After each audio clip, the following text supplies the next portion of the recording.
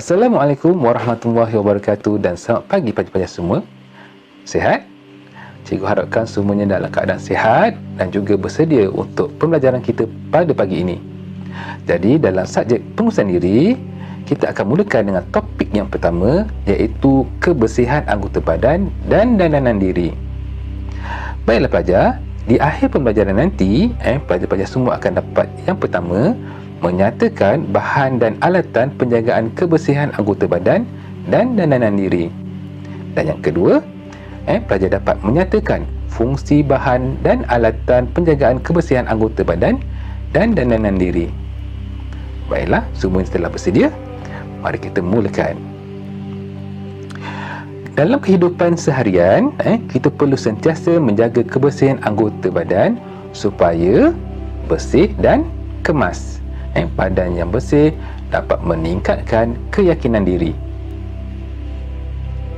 Jadi di sini cikgu ada sediakan beberapa keping gambar berkenaan dengan penjagaan kebersihan anggota badan.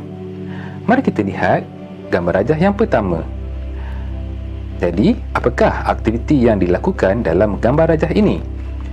Ya, di sini aktivitinya ialah mencuci rambut. Apakah tujuan kita mencuci rambut? Tujuannya ialah untuk membersihkan kotoran yang melekat pada rambut. Dan alatan yang kita gunakan ketika mencuci rambut tak lain tak bukan ialah shampoo rambut. Okey. Jadi kita lihat akibat tidak menjaga kebersihan. Akibatnya ialah kulit kepala akan jadi gatal, kelumumur dan juga keguguran rambut. Okey, gambar rajah yang kedua. Ini adalah gambar yang biasa kita buat di awal pagi dan juga ketika sedang mandi. Okey, gambar rajah yang kedua ialah aktiviti memberus gigi. Okey, apakah tujuan kita memberus gigi? Okey, baiklah pelajar. Tujuan dia ialah untuk membersihkan gigi daripada bakteria.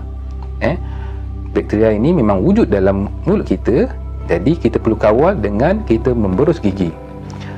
Apakah alatan yang kita gunakan ketika memberus gigi? Tak lain tak bukan, iaitu berus dan ubat gigi. Akibat tidak menjaga kebersihan gigi,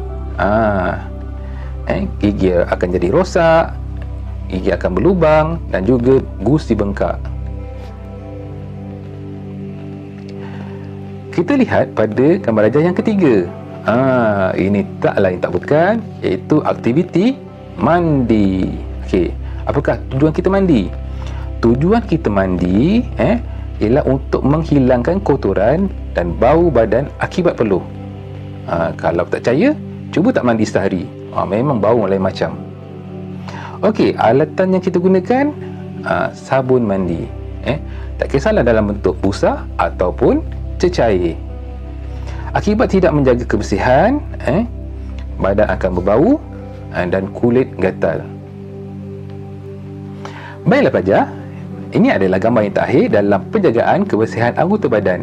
Apakah dia? Ini adalah aktiviti mencuci muka.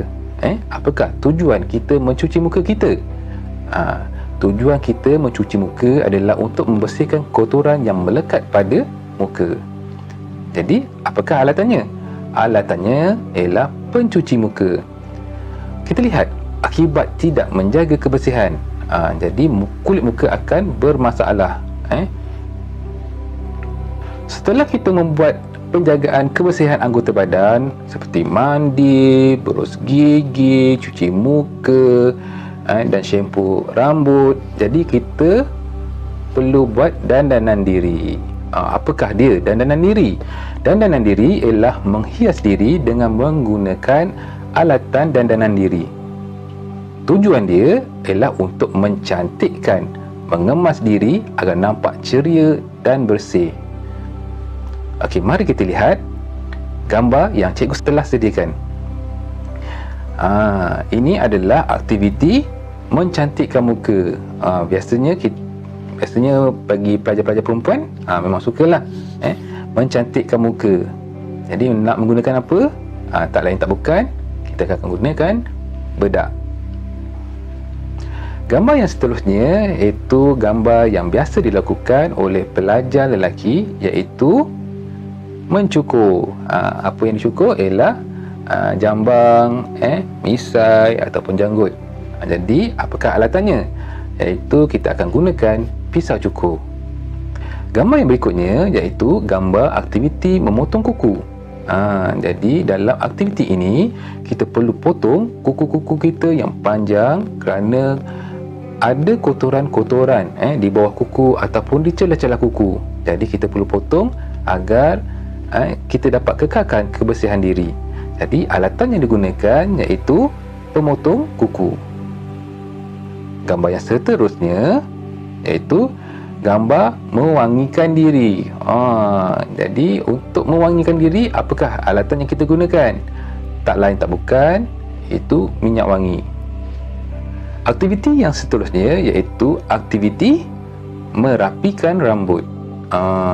Jadi untuk pelajar lelaki ataupun pelajar perempuan, aktiviti merapikan rambut ini biasanya kita lakukan selepas kita mandi. Jadi apakah alatan yang kita gunakan? Tak lain tak bukan, sikat dan minyak rambut. Gambar yang seterusnya iaitu aktiviti mengikat dan mengemaskan rambut, terutama kepada pelajar perempuan. Jadi kalau kat rumah tu pastikan rambut kita dalam keadaan terurus dengan menggunakan apa? Kita akan gunakan pengikat rambut. Dan gambar yang terakhir, ini adalah gambar apa? Inilah gambar menghilangkan bau badan. Jadi kita akan gunakan deodoran untuk menghilangkan bau badan.